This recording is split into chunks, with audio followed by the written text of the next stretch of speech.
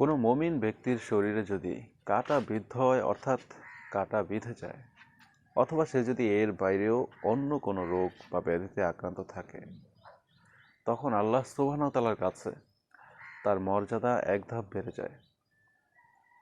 আর এই হাদিস থেকে কিন্তু এটাই প্রমাণ হয় যে একজন মানুষের শরীরে যখন কোনো রোগ ব্যাধি দেখা দেয়, অথবা সে যখন কোনো শারীরিকভাবে আঘাত পায়, সেটা নিঃসন্দেহে আল্লাহর হুকুমেই হয়ে থাকে।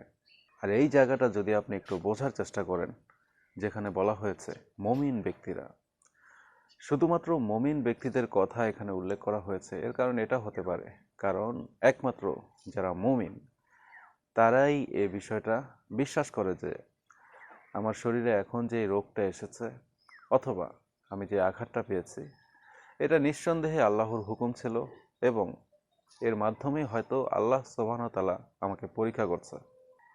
আর এভাবেই এ ধরনের বাস্তব চিন্তাধারা থেকেই কিন্তু তারা আল্লাহ সুবহানাহু ওয়া তাআলার উপর ভরসা রাখে এবং ধৈর্য ধারণ করে।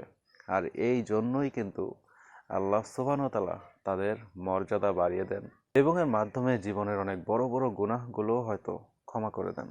তাই আমরা যেন আমাদের জীবনে কোনো খারাপ সময় আসলেই হতাশ হয়ে না পড়ি। প্রিয় দর্শক, এই হাদিসটি বর্ণনা হয়েছে তিরমিজি শরীফ থেকে এবং এই হাদিসটি বর্ণনা করেছে আয়েশা রাদিয়াল্লাহু তাআলা আনহা।